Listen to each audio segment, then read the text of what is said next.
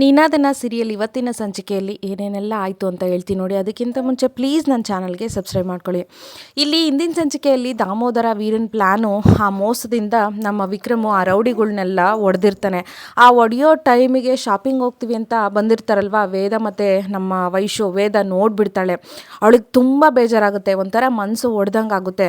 ಆಮೇಲೆ ಏನೋ ಮಾಡ್ತಿದ್ದೀಯ ನೀನು ಅಂತ ಹೇಳಿಬಿಟ್ಟು ಅಲ್ಲಿ ಹತ್ರದಲ್ಲಿ ಅವ್ನ ಕೈ ಕಟ್ಟಿರೋ ರುದ್ರಾಕ್ಷಿ ಕೆಳಗಡೆ ಬಿದ್ದಿರುತ್ತಲ್ಲ ಅದನ್ನು ತೊಗೊಂಡು ಬಂದು ಅವನಿಗೆ ತೋರಿಸಿ, ಇದ್ರ ಬೆಲೆ ಗೊತ್ತೇನೋ ನಿನಗೆ, ಇದನ್ನು ನಾನು ನಿನಗೆ ಕಟ್ಟುವಾಗ ನೀನು ನನಗೆ ಏನಂತ ಪ್ರಾಮಿಸ್ ಮಾಡಿದ್ದೆ, ಯಾವುದೇ ಕಾರಣಕ್ಕೂ ಇನ್ಮೇಲೆ ಹೊಡೆದಾಟ ಬಡ್ದಾಟ ಮಾಡಲ್ಲ, ಕೈಗೆ ರಕ್ತ ಅಂಟಿಸ್ಕೊಳ್ಳಲ್ಲ, ಇನ್ಮೇಲೆ ನಾನು ರೌಡಿಸಮ್ ಬಿಡ್ತೀನಿ ಅಂತ ಹೇಳಿದ್ದೆ ಅಲ್ವೇನೋ ನನಗೆ, ನಿನ್ನ ಹುಟ್ಟು ಗುಣ ಕಾಣೋದು ಸುಟ್ಟರೂ ಹೋಗಲ್ಲ. ನನಗೆ ಬುದ್ಧಿ ಇಲ್ಲ, ನಿನ್ನಂಥವ್ನ ಕೈಗೆ ನಾನು ಇದನ್ನು ಕಟ್ಟಿದ್ನಲ್ಲ, ನನಗೆ ಫಸ್ಟ್ ಬುದ್ಧಿ ಇಲ್ಲ ಅಂತ ಅಳ್ತಾ ಇರ್ತಾಳೆ. ಅದಾದಮೇಲೆ ನಮ್ಮ ವಿಕ್ರಮು ಹೇಳೋಕ್ಕೆ ಅಂತ ತುಂಬ ಟ್ರೈ ಮಾಡ್ತಾನೆ. ಬೆತ್ತಳ ನಾನು ಹೇಳೋದು ಸ್ವಲ್ಪ ಕೇಳು, ನಾನು ಬೇಕು ಅಂತ ಹೊಡಿಲಿಲ್ಲ, ನಾನು ಅದು ಇದು ಅನ್ನೋಕೆ ಹೋಗ್ತಾನೆ. ನೀನು ಏನು ಮಾತಾಡಬೇಡ, ನೀನು ಯಾವತ್ತಿಗೂ ಬದಲಾಗಲ್ಲ, ನಿನ್ನನ್ನು ಬದಲಾಯಿಸಕ್ಕೆ ಹೋದ್ನಲ್ಲ, ನನಗೆ ಬುದ್ಧಿ ಇಲ್ಲ ಅಂತ ಪಾಪ ಅವಳಿಗವಳೇ ಬೈಕಂತ ಇರ್ತಾಳೆ. ಅದು ಅಲ್ದಿರ ಈ ರುದ್ರಾಕ್ಷಿಕಾಯಿಗೆ ನಿನ್ನಂಥವ್ನ ಕೈಯಲ್ಲಿ ಇರೋಕ್ಕೆ ಪಾಪ ಅದಕ್ಕೆ ಇಷ್ಟ ಇಲ್ಲ ನೋಡು, ಅದಕ್ಕೆ ಕಟ್ಟಾಗಿ ಕೆಳಗೆ ಬಿದ್ದಿದೆ. ಮತ್ತೆ ಬೆತ್ತಳ ಅದು ಅಂತ ಮುಂದೆ ಬರೋಕ್ಕೆ ಹೋಗ್ತಾನೆ. ಮುಟ್ಬೇಡ ನೀನು, ನನ್ನ ಹತ್ರ ಬರಬೇಡ, ನಿನ್ನ ಮುಖ ನೋಡೋಕ್ಕೂ ನನಗೆ ಅಸಹ್ಯ ಅಂತ ಅನ್ನಿಸಿದೆ, ನಿನ್ನನ್ನು ನನ್ನ ಕೈಲಿ ಬದಲಾಯಿಸೋಕೆ ಆಗೋದೇ ಇಲ್ಲ ಅಂತ ನನಗೆ ಇವತ್ತು ಗೊತ್ತಾಯಿತು, ಥೂ ಅಂತ ಹೇಳ್ಬಿಟ್ಟು ಅಲ್ಲಿಂದ ಹೊರಟೋಗ್ತಾಳೆ. ಇನ್ನೊಂದು ಕಡೆ ಗುಲಾಬಿ ಈ ಶಕುಂತಲ ಕುತ್ತಿಗೆಗೆ ಮಸಾಜ್ ಮಾಡ್ತಾ ಇರ್ತಾಳೆ. ಇವಾಗ ಹೇಗೆ ಅನ್ನಿಸ್ತಿದೆಯಮ್ಮ ಅಂತ ಅಂತಾಳೆ. ತುಂಬ ಕಡಿಮೆ ಆಯಿತು ಕಣಮ್ಮ ಅಂತ ಅಂತಾಳೆ. ಸರಿ ನಿಮ್ಗೆ ಕಾಲು ಕುಡಿಯಮ್ಮ ಅಂತ ಅಂತಾಳೆ. ಕಾಲ ಬೇಡ, ಯಾಕೆ ಅಂತಂದಾಗ ನಿಮಗೆ ಕಾಲು ನೋವ್ತಿದೆ ತಾನೆ, ನೋಯ್ತಾ ಇದೆ ಹಂಗಂತ ನಿನ್ನ ಹತ್ರ ನಾನು ಕಾಲು ಇಚ್ಚಿಸ್ಕೊಳ್ಳಲ್ಲ, ಬೇಡ ಅಂತ ಅಂತಾಳೆ. ಅಯ್ಯೋ ನೀವು ನನ್ನ ತಾಯಿ ಥರ ತಾನೆ, ನೀವು ಕೊಟ್ಟಿಲ್ಲ ಅಂದರೆ ನನಗೆ ಬೇಜಾರಾಗುತ್ತೆ ಅಂತ ಹೇಳ್ಬಿಟ್ಟು ಕಾಲನ್ನು ಕೂಡ ಒತ್ತುತ್ತಾ ಅವ್ರನ್ನೆಲ್ಲ ಬುಟ್ಟಿಗೆ ಹಾಕೊಳ್ಳೋಕೆ ಟ್ರೈ ಮಾಡ್ತಾ ಇರ್ತಾಳೆ ಗುಲಾಬಿ. ನಿನಗೆ ತುಂಬ ಸಂಸ್ಕಾರ ಇದೆ ಕಣಮ್ಮ, ಹೋದ್ಮನೆಯಲ್ಲಿ ನಿನಗೆ ತುಂಬ ಒಳ್ಳೇದಾಗುತ್ತೆ ಅಂತ ಅಂದಾಗ ಮನಸಲ್ಲೇ ಗುಲಾಬಿ ನಾನು ಈ ಮನೆಗೆ ಬರೋಕ್ಕೆ ಅಂತಲೇ ಸ್ಕೆಚ್ ಆಗ್ತಾ ಇದ್ದರೆ ಇನ್ನೊಂದು ಮನೆಗಂತೆ ಅಂತ ಹಾಗೆ ಅಂತಿರ್ತಾಳೆ. ಇವಾಗ ಹೇಗೆ ಅನ್ನಿಸ್ತಿದ್ಯಮ್ಮ ಅಂತ ಕಾಲು ಮಸಾಜ್ ಮಾಡಿ ಶಕುಂತಲ ಕೇಳಿದಾಗ ತುಂಬ ರಿಲೀಫ್ ಅಂತ ಅನ್ನಿಸ್ತಿದೆ ಕಣಮ್ಮ ಅಂತ ಶಕುಂತಲ ಅಂತಾಳೆ. ನೀವೆಲ್ಲ ರಿಲೀಫ್ ಆಗ್ತಾ ಇರಿ, ನಿಮ್ಮನ್ನೆಲ್ಲ ಹೆಂಗೆ ಬುಟ್ಟಿ ಕೆಡವಬೇಕು ಅಂತ ನಾನು ಪ್ಲ್ಯಾನ್ ಮಾಡ್ತಾ ಇರ್ತೀನಿ ಅಂತ ಮನಸ್ಸಲ್ಲೇ ಗಾಳ ಆಗ್ತಾ ಇರ್ತಾಳೆ ಈ ಗುಲಾಬಿ. ವೇದ ಅಷ್ಟೊಂದೆಲ್ಲ ಬೇಜಾರು ಮಾಡಿಕೊಂಡು ಅಲ್ಲೊಂದು ಟೇಬಲ್ ಮೇಲೆ ಹೋಗಿ ಕೂತಿರ್ತಾಳೆ. ಅಲ್ಲಿಗೆ ನಾವು ವೈಶು ಬಂದು ತಗೊಳ್ಳಿ ಅದಕ್ಕೆ ನೀರು ಕುಡೀರಿ ಅಂತ ನೀರು ಕೊಡ್ತಾಳೆ.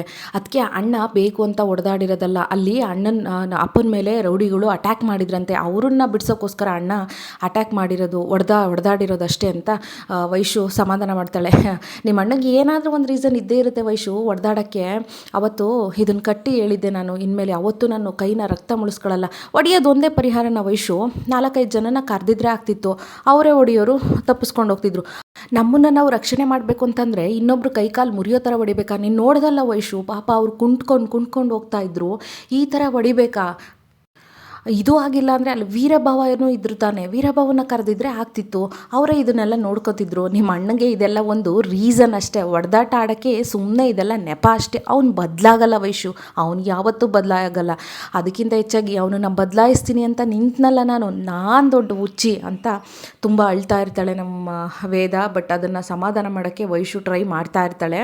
ಇನ್ನೊಂದು ಕಡೆ ಈ ಮೋಸಗಾರ ದಾಮೋದರ ಮತ್ತು ವೀರ ಇಬ್ಬರು ಆ ಕಾರ್ ಹತ್ರ ನಿಂತ್ಕೊಂಡು ಮಾತಾಡ್ತಾ ಇರ್ತಾರೆ. ಎಲ್ಲೋ ವೀರ, ನಾವು ಮಾಡಿದ ಪ್ಲ್ಯಾನು ಸಖತ್ತಾಗಿ ವರ್ಕೌಟ್ ಆಯಿತು ಕಣೋ ಅಂತ ದಾಮೋದರ ಅಂತಾನೆ. ವೀರ, ಪಾಪ ನೀವು ತುಂಬ ನ್ಯಾಚುರಲಾಗಿ ಆ್ಯಕ್ಟ್ ಮಾಡಿದ್ರಿ, ಎಲ್ಲೂ ನೀವು ಆ್ಯಕ್ಟ್ ಮಾಡಿದ್ರಿ ಅನ್ನೋ ಥರನೇ ಅದು ಕಾಣಿಸ್ಲಿಲ್ಲ ಅಂತ ಅಂತಾನೆ.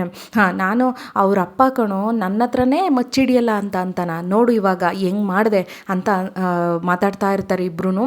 ಅಷ್ಟೊತ್ತಿಗೆ ವಿಕ್ರಮ್ ಬರ್ತಾನೆ. ಪಾಪ ವಿಕ್ರಮ್ ಬರ್ತಿದ್ದೇನೆ ಅಂತ ವೀರ ಅಂತಾನೆ. ಸುಮ್ಮನೆ ಕುತ್ತಿಗೆ ನೋವಾಗಿರೋ ಥರ ಹಂಗೆ ಹಿಂಗೆ ಅಂತಿರ್ತಾನೆ. ಅಪ್ಪ ತುಂಬ ನೋವಾಯ್ತಾ ಅಂತ ವಿಕ್ರಮ್ ಅಂದಾಗ, ಆಗಕ್ಕಿಲ್ವೇನೋ, ಮತ್ತು ಫುಟ್ಬಾಲ್ ಥರ ಹೊಡೆದ್ರು, ನೀನು ಎಲ್ಲಾದರೂ ಟೈಮಿಗೆ ಸರಿಯಾಗಿ ಬಂದಿಲ್ಲ ಅಂತಂದರೆ ಅವರು ನನ್ನನ್ನು ಚೆನ್ನಾಗಿ ಒಳ್ಳೆ ನಾಯಿ ಥರ ಹೊಡೆದ್ಬಿಡ್ತಿದ್ರು ವಿಕ್ರಮ್. ಆಮೇಲೆ ಜನ ಎಲ್ಲ ಇವ್ನ್ಯಾವ ಸೀಮೆ ರೌಡಿ ದಾಮೋದರ, ಈ ಪುಡಿ ರೌಡಿಗಳೆಲ್ಲ ಹಾಕೊಂಡು ಚೆನ್ನಾಗಿ ಚಜ್ಬಿಟ್ರು ಅಂತ ನನ್ನ ಮರ್ಯಾದೆ ಎಲ್ಲ ಹಾಳು ಮಾಡ್ತಿದ್ರು ಅಂತ ಅವನ ಹತ್ರ ಅಂತಿರ್ತಾನೆ. ತಪ್ಕೊಂಬಿಡ್ತಾನೆ ವಿಕ್ರಮ್. ನೀನೇನಾದರೂ ಬರಲಿಲ್ಲ ಅಂದರೆ ನನ್ನ ಕತೆ ಇವತ್ತು ಏನಾಗ್ತಿತ್ತು ಅಂತೇಳಿ ನಾಟಕ ಮಾಡ್ತಾ ವಿಕ್ರಮ್ನ ತಪ್ಕೋತಾನೆ.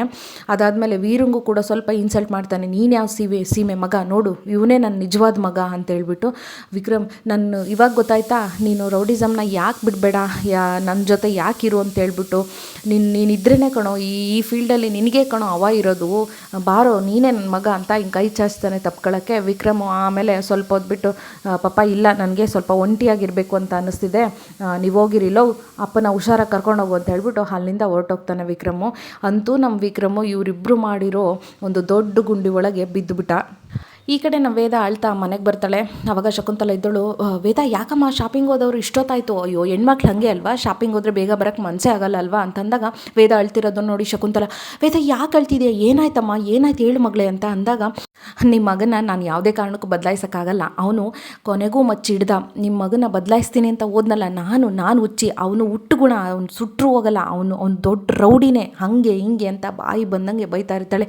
ಯಾಕೆ ವೇದ ಏನಾಯಿತು, ಅವ್ನು ಎಲ್ಲಿ ಮಚ್ಚಿಡ್ದ, ಅವ್ನು ಯಾರಿಗೆ ಹೊಡ್ದ ಹೇಳು ಅಂತ ಕೇಳಿದರೆ ಏನು ಮಾತಾಡಲ್ಲ. ಅಲ್ಲಿಂದ ವೇದ ಅಳ್ತಾ ರೂಮಿಗೆ ಹೋಗ್ತಾಳೆ. ವೈಶುನ ಕೇಳ್ತಾಳೆ ಶಕುಂತಲ, ವೈಶು ನೀನಾದರೂ ಹೇಳು ಏನಾಯಿತು, ಅವ್ನು ಯಾರಿಗೆ ಹೊಡ್ದ, ಏನಾಯಿತು ಅಂತ ಹೇಳ್ಬಿಟ್ಟು ಅಂತಂದಾಗ, ಅಣ್ಣ ಅಲ್ಲಿ ಅಪ್ಪನ ಯಾರೋ ಹೊಡೆಯೋಕ್ಕೆ ಬಂದಿದ್ರು, ಅಣ್ಣ ಅವ್ರಿಗೆ ಹೊಡ್ದ. ಹೆಂಗೆ ಹೊಡ್ದ ಅಂತಂದರೆ ಅವ್ರು ಯಾವ ಹಾಸ್ಪಿಟ್ಲಲ್ಲಿ ಅಡ್ಮಿಟ್ ಆಗಿದ್ರೋ ಗೊತ್ತಿಲ್ಲ ಅಮ್ಮ, ಹಂಗೆ ಹೊಡ್ದ, ಇದನ್ನೆಲ್ಲ ನೋಡಿ ಅದಕ್ಕೆ ಬೇಜಾರಾಯಿತು ಅಂತ ಅಂತಾಳೆ. ಶಕುಂತಲ ಇದನ್ನೆಲ್ಲ ಕೇಳಿ ಹಂಗೆ ಕುಸ್ತು ಬೀಳ್ತಾಳೆ. ಅಮ್ಮ ನೀರು ತರ್ತೀನಿ ಅಂತ ಹೋಗ್ತಾಳೆ. ಬೇಡ ಬಿಡು, ಬೇಡ ವೈಶು ಅಂತೇಳಿ ಅಂದ್ಬಿಟ್ಟು, ಮಗನೇ ವಿಕ್ರಮ್ ನೀನು ನಿಮ್ಮ ಅಪ್ಪನ ಥರ ಆಗಬೇಡ ಕಣೋ ಅಂತೇಳಿ ಅಂದಾಗ, ನೀವೆಲ್ಲ ಯಾಕೆ ಅವನನ್ನೇ ಬೈತಿದ್ದೀರಾ, ಅಪ್ಪನ್ನ ಯಾರೋ ಹೊಡೆದ್ರು ಅಂತ ಯಾರೋ ಟ್ರಿಗರ್ ಮಾಡಿದ್ದಕ್ಕೆ ಅಣ್ಣ ಅವ್ರಿಗೆ ಹೊಡೆದ್ರು, ನೀವಿಬ್ಬರು ಯಾಕೆ ಈ ಥರ ರಿಯಾಕ್ಟ್ ಮಾಡ್ತಿದ್ದೀರಾ, ಅವ್ನು ಕರೆಕ್ಟಾಗೆ ಮಾಡಿದ್ದಾನೆ ಅಂತ ವೈಶು ವಿಕ್ರಮ್ನ ಪರ ಮಾತಾಡಿದ್ದಕ್ಕೆ, ಇಲ್ಲ ನಿನಗೆ ಗೊತ್ತಾಗಲ್ಲ, ನಾನು ಕೂಡ ಅದೇ ದೋಣಿಲಿ ಪ್ರಯಾಣ ಮಾಡಿದ್ದೀನಿ, ಅವಳಿಗೆ ಎಷ್ಟು ಕಷ್ಟ ಆಗ್ತಿದೆ ಅಂತ ನನಗೆ ಗೊತ್ತು, ನಾನು ಹಿಂಗೆ ನಿಮ್ಮ ಅಪ್ಪನ ಚೇಂಜ್ ಮಾಡೋಕ್ಕೆ ಹೋದೆ, ಅವರು ನನಗೆ ಭಾಷೆ ಕೊಡೋರು ಮತ್ತೋಗಿ ಹೊಡೆದಾಡಿ ಬರೋರು, ಹಿಂಗೆ ಮಾಡ್ತಾ ಮಾಡ್ತಾ ಕೊನೆಗೊಂದಿನ ನಾನು ಇರೋದೇ ಹೀಗೆ, ಇದ್ರೆ ಇರು, ಬಿಟ್ಟು ಹೋಗೋದಾದರೆ ಹೋಗು ಅಂತ ಅಂದರು. ನನಗೂ ಭಯ ಆಗ್ತಿದೆ, ನನ್ನ ಮಗ ಎಲ್ಲಿ ಕೊನೆಗೊಂದಿನ ಇದೇ ಥರ ಮಾಡಿ ನನ್ನ ಸೊಸೆನೂ ಇದ್ರೆ ಇರು, ಬಿಟ್ಟು ಹೋಗೋದಾದರೆ ಹೋಗು ಅಂತಾನೆ ಅಂತ ಹೇಳ್ಬಿಟ್ಟು ಅಳ್ತಾ ಇರ್ತಾಳೆ ಶಕುಂತಲ. ಇನ್ನೊಂದು ಕಡೆ ವಿಕ್ರಮು ಈ ನಮ್ಮ ವೇದನ ಸಮಾಧಾನ ಮಾಡೋಕ್ಕೆ ಅಂತ ಬರ್ತಾನೆ. ಪಟ್ ಅಂತ ಡೋರ್ ಹಾಕ್ಬಿಡ್ತಾಳೆ, ರೂಮಿನ ಡೋರು. ಬೇತಾಳ ಮುಖದ ಮೇಲೆ ಬಾಗ್ಲು ಹಾಕ್ಬೇಡ, ನನಗೆ ತುಂಬ ಸಿಟ್ಟು ಬರುತ್ತೆ, ಸ್ವಲ್ಪ ನಾನು ಹೇಳೋದನ್ನು ಸಮಾಧಾನವಾಗಿ ಕೇಳು, ಯಾಕೆ ಇಷ್ಟೊಂದು ಕೋಪ ನಿನಗೆ, ಸ್ವಲ್ಪನೂ ತಾಳ್ಮೆ ಇಲ್ವಲ್ಲ, ನಾನು ಹೇಳೋದನ್ನು ಕೇಳು ಅಂತ ವಿಕ್ರಮ್ ಅಂತಾನೆ. ನೀನು ಹೇಳೋದು ನನಗೆ ಏನೂ ಕೇಳೋಕ್ಕೆ ನನಗೆ ಇಂಟ್ರೆಸ್ಟ್ ಇಲ್ಲ, ನೀನು ಎಂಥವನು ಅಂತ ನನಗೆ ಗೊತ್ತಾಯಿತು, ನನಗೆ ಕೊಟ್ಟಿರೋ ಮಾತು ಮುರಿದಲ್ಲೋ ನೀನು, ನಿನ್ನ ಮುಖ ತೋರಿಸ್ಬೇಡ ನನಗೆ ಅಂತ ಪಟ್ ಅಂತ ಮತ್ತೆ ಡೋರ್ ಹಾಕ್ಬಿಡ್ತಾಳೆ. ನಮ್ಮ ವಿಕ್ರಮ್ಗೆ ಸಿಟ್ಟು ಬರ್ತಾ ಇರುತ್ತೆ.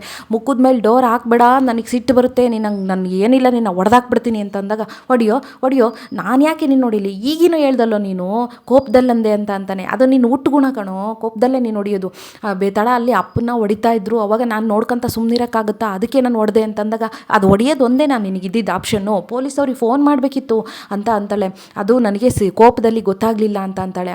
ಕೋಪದಲ್ಲಿ ಗೊತ್ತಾಗಲ್ಲ, ಕೈ ಮುಂದೆ ಇದ್ದಾಗ ಬುದ್ಧಿ ಕೆಲಸ ಮಾಡಲ್ಲ, ಮಂದ ಆಗುತ್ತೆ ಅಂತ ಅಂತಾಳೆ. ಪಟ್ ಅಂತ ಮತ್ತೆ ಡೋರ್ ಹಾಕಿ ಅಳ್ತಾ ಇರ್ತಾಳೆ. ಅಳ್ತಾ ಇದೆಯಾ ಬೇತಾಳ ಅಂತ ವಿಕ್ರಮ್ ಕೇಳಿದಾಗ, ನಿನ್ನಂಥವನ್ನ ಕಟ್ಕೊಂಡಿರೋದಕ್ಕೆ ಅಳ್ಳೇಬೇಕಲ್ವಾ, ನಾನು ಇನ್ನೇನು ಮಾಡೋಕ್ಕಾಗುತ್ತೆ ಅಂತ, ಇಲ್ಲಿಂದ ಹೋಗ್ಬಿಡು ವಿಕ್ರಮ್, ನನ್ನನ್ನು ಮಾತಾಡಿಸ್ಬೇಡ ದಯವಿಟ್ಟು ಅಂತ ಹೇಳ್ಬಿಟ್ಟು ಸಖತ್ತು ಅಳ್ತಾ ಇರ್ತಾಳೆ ವೇದ. ನಮ್ಮ ವಿಕ್ರಮ್ ಕೂಡ ಪಾಪ ಅವನಿಗೆ ಗೊತ್ತಿರಲ್ಲ, ಬೇರೆಯವ್ರು ಮಾಡಿರೋ ಗುಂಡಿಗೆ ಬಿದ್ದುಬಿಟ್ಟಿರ್ತಾನೆ. ಇದಿಷ್ಟು ಇವತ್ತಿನ ಸಂಚಿಕೆ. ಇನ್ನೊಂದು ಸಂಚಿಕೆ ಜೊತೆ ನಿಮಗೆ ಸಿಗ್ತೀನಿ. Thank you so much and bye ಎಲ್ರಿಗೂ. ದಯವಿಟ್ಟು ಚಾನಲ್ನ ಸಬ್ಸ್ಕ್ರೈಬ್ ಮಾಡಿ, ಬೇರೆಯವ್ರಿಗೂ ಕೂಡ ಶೇರ್ ಮಾಡಿ, ನನಗೆ ಸಪೋರ್ಟ್ ಮಾಡಿ. ಬಾಯ್.